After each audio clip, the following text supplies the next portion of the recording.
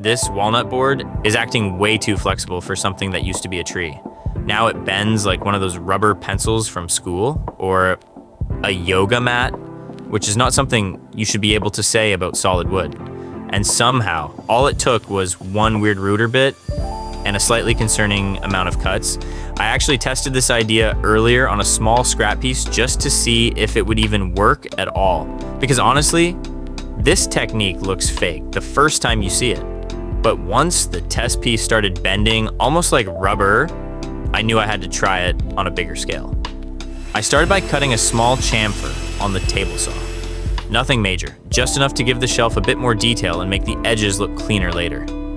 Tiny detail, but those usually matter the most.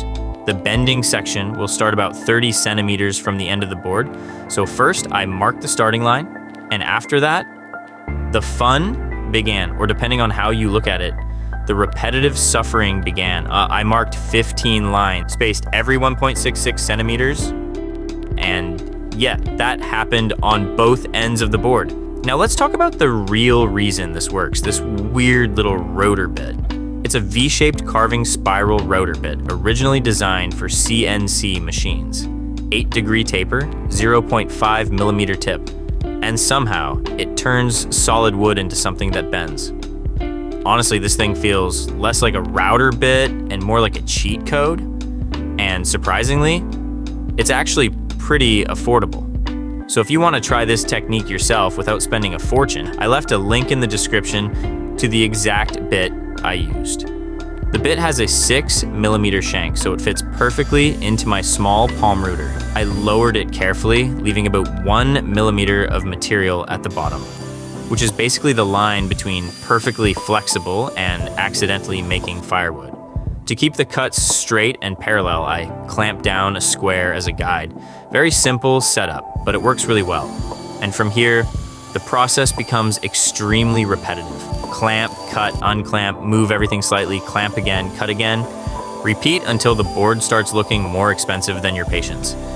And because this router bit was never really designed to be used like this, I made sure to stand fully behind the router housing.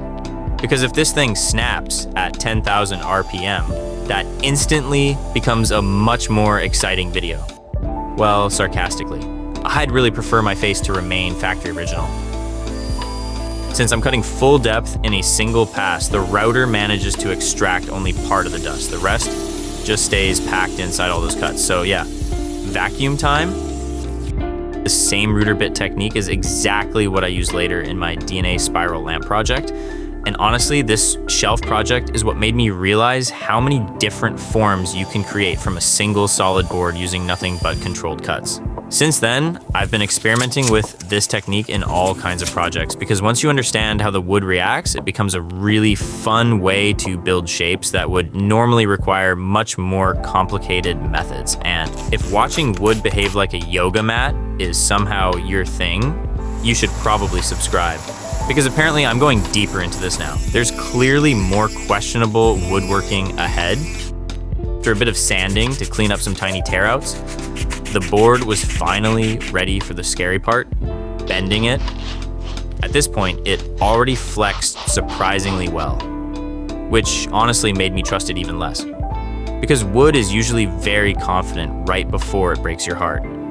Trying to force it into a full curve immediately still felt slightly dangerous.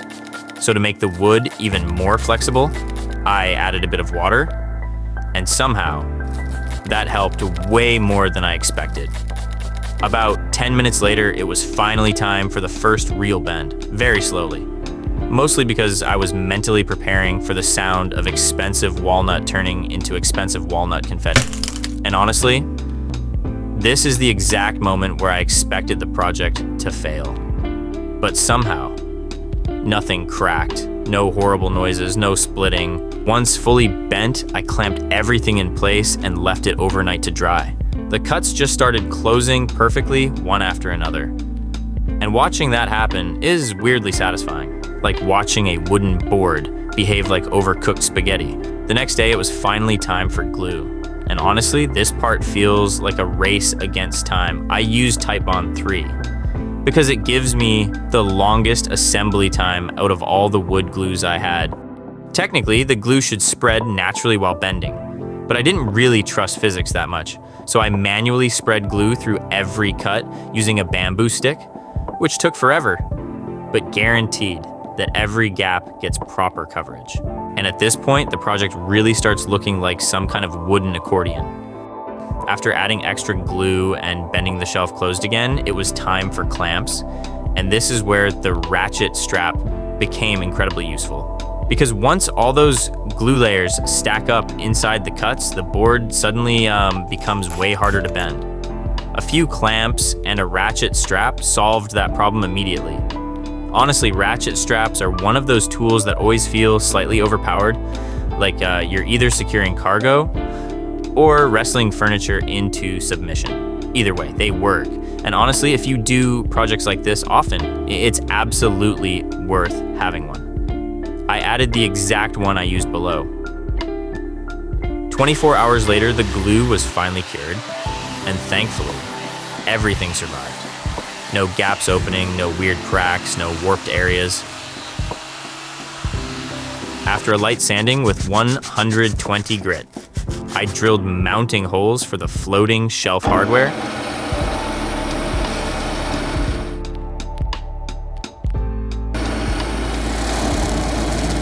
And finally, it was time for finish. I used Osmo hard wax oil, which has honestly become one of my favorite finishes for projects like this. It makes walnut look ridiculously good.